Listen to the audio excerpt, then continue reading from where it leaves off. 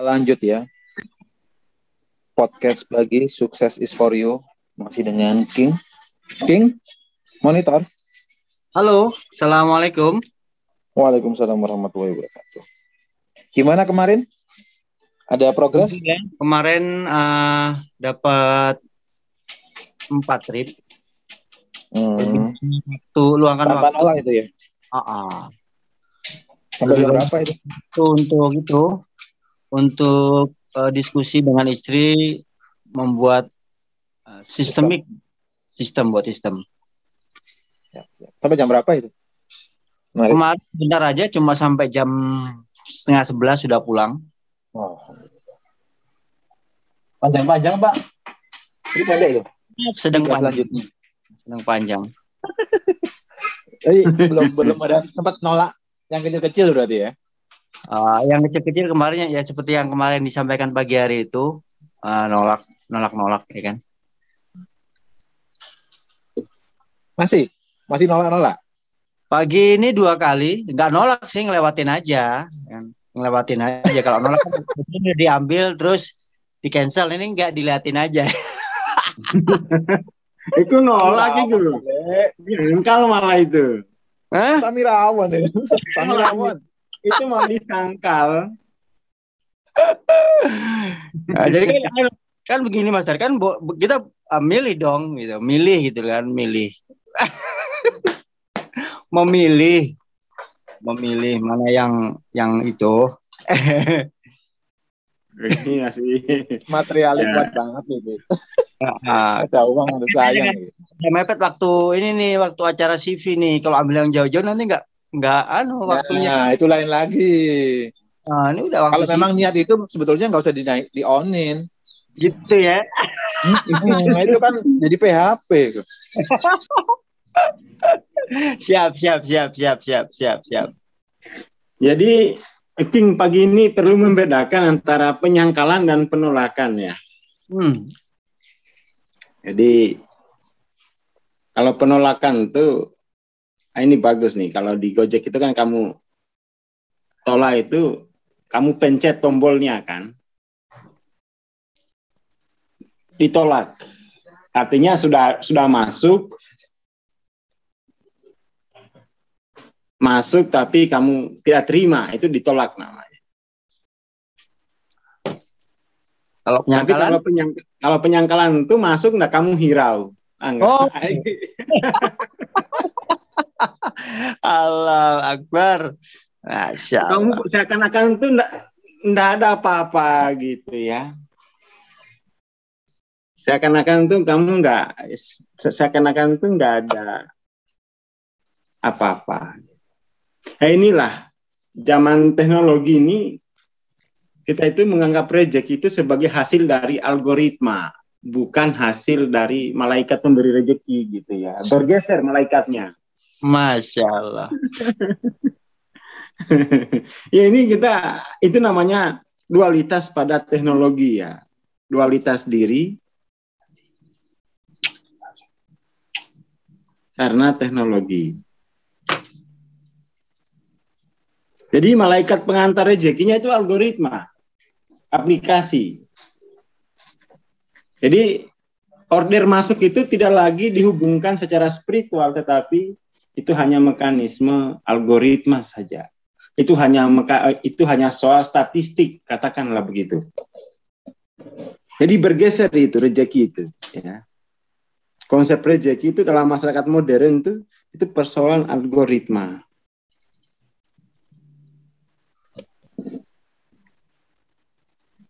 Seperti itu. Dan itu penyakit.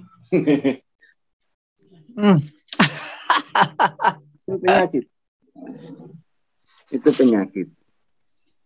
Bukan teknologinya yang penyakit. Kesadaran diri kita yang mengalami sakit karena memahami algoritma. Ya kan? Jadi itu persoalan tuh ya. Dan itu menjadi diri yang hadir itu adalah pikiran, ya itu kan kerja pikiran. Plus positif negatif itu adalah konsep pikiran.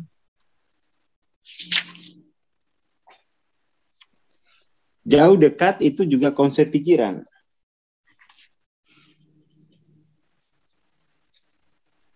Karena dan pikiran itu selalu berpijak pada materi, di atas materi dia, sehingga dia bisa memilih, ya, memilih yang ini atau yang, padahal kedua-duanya itu pada tingkat spiritual itu hal yang sama. Mau positif mau negatif itu sama saja, karena identifikasi diri sebagai yang materi. Itu poinnya.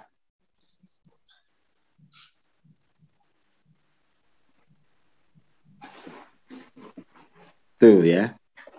Jadi poin pagi ini ada penolakan, ada penyangkalan. Itu termasuk bagian dari pride itu ya. Jadi kita perlu membaca bab tentang 175. Ya. Ya.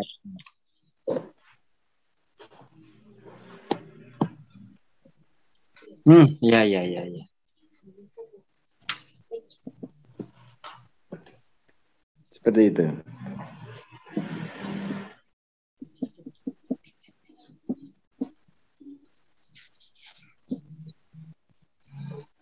Oke ya.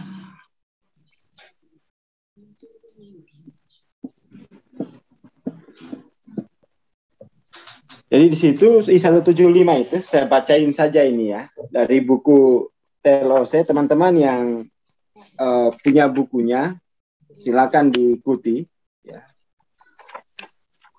Ini biar King bisa melampaui. Jadi pengaruh nature 175 dalam pengambilan kesimpulan itu jadinya kesimpulan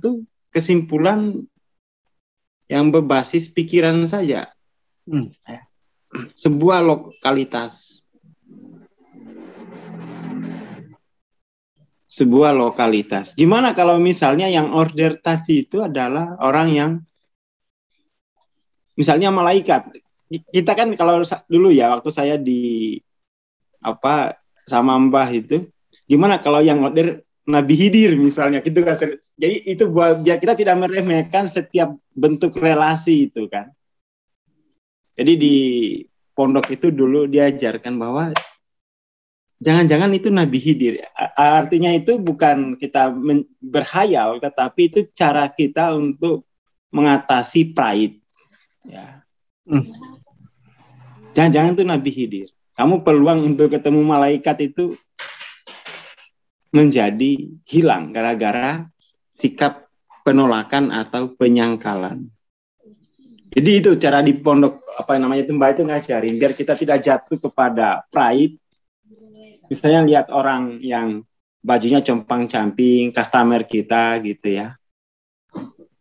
Itu kemudian tuh kita menganggap ini jangan-jangan Nabi Khidir nih yang mungkin tidak mengantar uang tetapi akan memberikan kuliah pencerahan gitu ya. Dulu begitu cara mengatasi dualitas di tingkat sosial itu. Karena kan Nabi Khidir itu selalu secara sosial itu, kognitif sosial itu dia berpakaian jelek, anti mainstream, begitulah. Ya, toh? Dan biasanya itu dia menimbulkan penolakan atau penyangkalan pada sebagian pada masyarakat pada umumnya, kecuali yang benar-benar hatinya bersih. Begitu kan konsep masyarakat tentang Nabi Khidir gitu kan. Dan saya memahaminya itu sebagai budaya pondok untuk melarutkan penolakan atau penyangkalan gitu ya. Dan itu saya sering saya ceritakan ya. Jadi tahun 2004 bulan Maret 2004 bulan Maret awal, karena di bulan Februari tanggal 28 itu saya sudah dipecat gitu ya di kantor karena nggak target sama sekali, tidak jualan. Lalu kemudian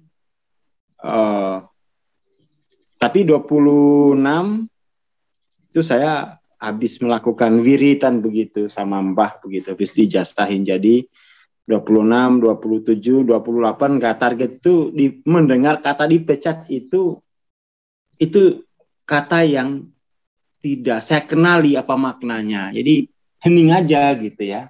Ketika disuruh kamu ke Jogja, besok kamu ke Jogja tanggal 1 ambil ijazah. Udah, saya ke Jogja tapi tanpa membawa energi, hening begitu ya. Karena 26 ini, 27 ini nih wirid gitu. Hening. Sampailah saya di Jogja ya, awal bulan tanggal 1 ya. Nanti ketemu sama bosnya itu mau nyerahin ijazah saya di konter sore-sore gitu. Kamu nanti ke Jogja sekaligus ambil gaji terakhir. Nah, sampailah saya di Jogja ya ke konter gitu. Sambil nunggu bos saya. Tiba jam siang gitu, mungkin jam 12. Jam 12 itu dari kejauhan ada ibu-ibu bawa box produk yang kami jual. Boxnya itu udah lusuh. Nah, seluruh konter itu, seluruh anak-anak di konter itu kabur. Kabur karena dikiranya itu ada ibu-ibu yang marah-marah nanti komplain karena garansi mungkin tidak becus. Atau produknya tidak akan tidak bagus gitu ya. Harusnya saya juga ikut lari waktu itu karena ngapain saya handle komplain? Saya udah dipecat kok. Ngapain saya menjadi sasaran emosi customer gitu. Tapi karena saya pegang prinsipnya Mbah itu, pokoknya kamu jangan lari apapun, jangan-jangan itu ini. Saya pegang betul, saya tetap terima gitu. Yang ini, saya di konter, yang ini sudah pada kabur. War, titip konter ya, kita makan siang dulu. Selamat ya War. sambil ditertawain gitu. Maksudnya selamat diamuk gitu ya. Tapi saya tetap di konter. Ternyata ibu yang datang tadi itu dia mau beli 6 unit.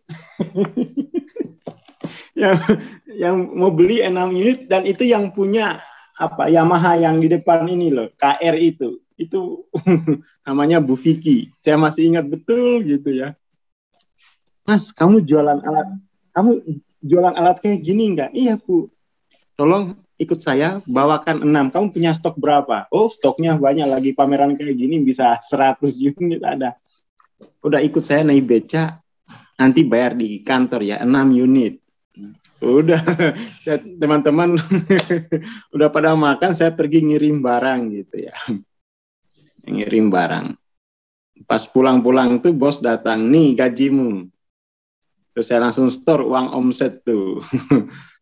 6 unit dan gak jadi dipecat gitu ya. Karena kita targetnya sebulan tuh 3 unit gitu. Ini sehari jual 6. Waktu itu kalau nggak salah saya sebulan tuh jualannya 18. Jualannya 18 tuh untuk target 6 bulan itu. Untuk target 6 bulan. Sehari 2 gitu ya. Gampang gitu ngambil orang. Jadi gitu. Jadi apa ya? Itu kan soal ini ya, definisi kita tentang manusia gitu ya. Yang sampai dia dianggap itu hanya akun ya.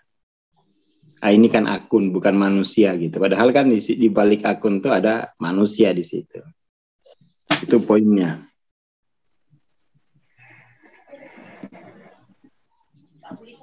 Oke ya. King, ada penyangkalan? Jadi kemudian tuh definisi kehidupan tuh kan sekarang menjadi profesi, itu persoalan tuh ya.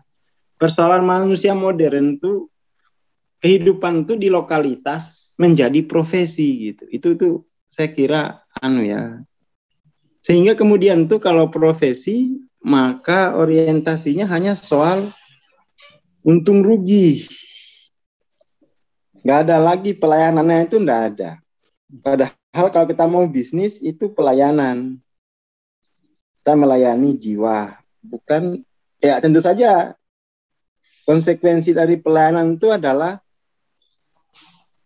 untung atau rugi, tapi itu tidak soal gitu ya. Saya sendiri mengikuti kasus saya soal kopdar Power Force ini, itu kan saya menggunakan uang pribadi tadi awal-awal selama setahun, keliling-keliling gitu ya,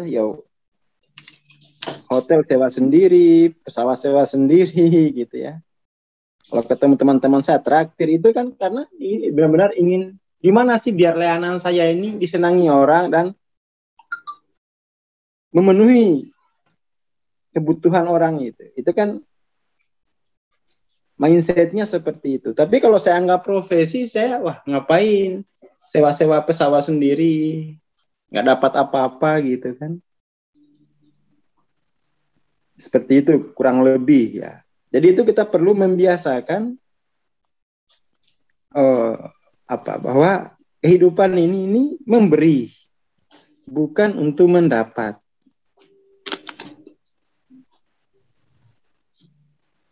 Bukan untuk mendapat.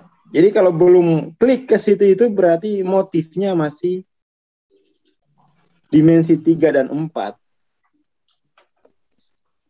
Coba misalnya King, satu hari gitu,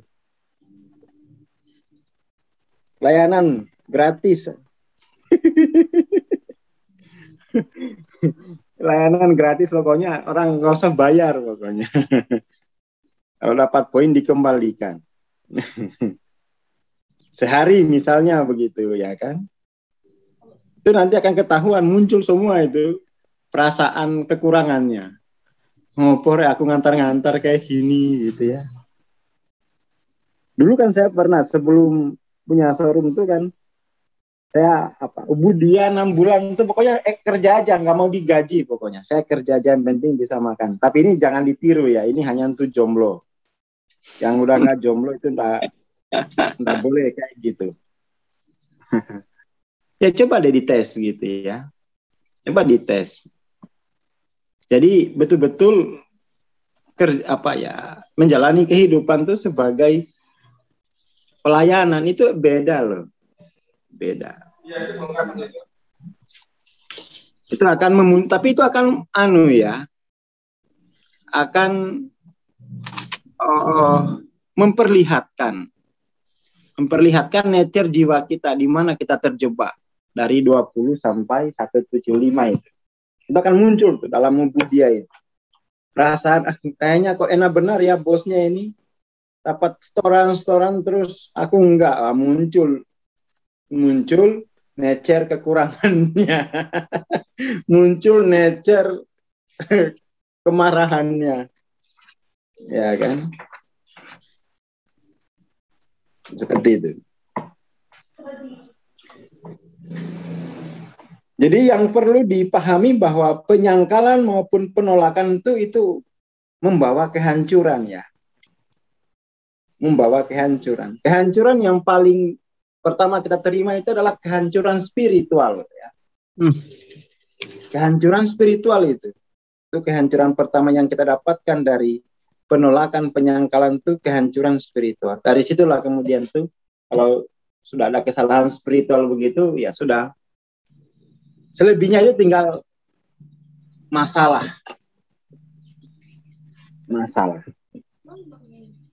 Itu saya kira poin dari tema kita pagi ini ya, bahwa penolakan atau penyangkalan itu pintu pada kehancuran, dan kehancuran yang pertama itu adalah kehancuran spirit dalam jiwa kita.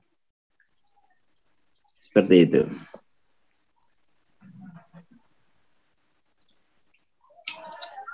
Hal yang paling ini pengalaman saya waktu buka toko itu. Jadi waktu itu setelah buka toko, saya showroom di mall tuh, diajarin soal SOP modern. Nggak ada yang saya pakai gitu. Batinku, ya SOP ini kan memang penting untuk menertibkan, tapi saya kira ini tidak mendefinisikan kehidupan itu sendiri. Justru pada tingkat tertinggi SOP itu mengurangi kelimpahan dalam kehidupan. SOP itu kan syarat minimal, ya. Syarat minimal untuk menghindari kekacauan, ya toh? Jangan dipahami itu adalah nilai maksimal SOP itu. Enggak.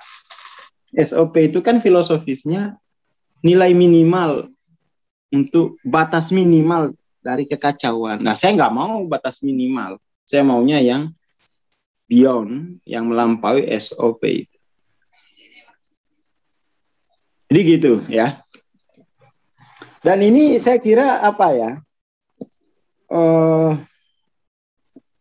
Ini kan udah 2 hari nih ada satu penolakan, satu penyangkalan, tapi itu ya Samirawon, kata Mas Camin, bukan saya ya.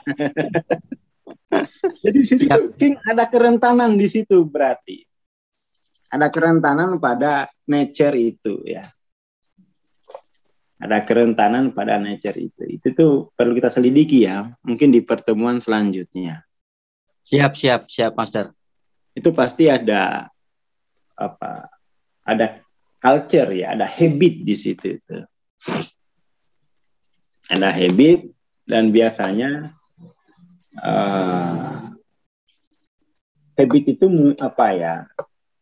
Ya nanti kita coba kita lihat besok ya. Besok. Oke, untuk materi CV-nya sampai di sini. Bing, jangan lupa baca itu loh. Dituntasin soal bab pride ya. Siap, Master. 75 itu. Siap. Jadi seperti itu. Di mulai halaman 112 sampai 100, nggak banyak kok ini, 123 ya. Ya, sampai siap. 123. Itu dibaca. Lalu kemudian kita diskusikan di pertemuan berikut. Teman-teman juga yang punya bukunya langsung dibaca juga, itu akan menjadi diskusi menarik dan teman-teman boleh bertanya tentang bab itu ya. Tentang bab pride. Saya kira itu dulu untuk pagi ini. Terima kasih. Yang penting itu kita dapat poinnya ya. Kita dapat poinnya. Terima kasih. Selamat pagi. Assalamualaikum warahmatullahi wabarakatuh. Waalaikumsalam warahmatullahi wabarakatuh. Matur nuwun, Master. Oke. Teman-teman yang sudah baca buku TLOC bisa sharing-sharing ya di grup atau waktu podcast gini, mungkin ada yang perlu ditanyakan, kurang paham bisa ya. Oke, Assalamualaikum warahmatullahi wabarakatuh.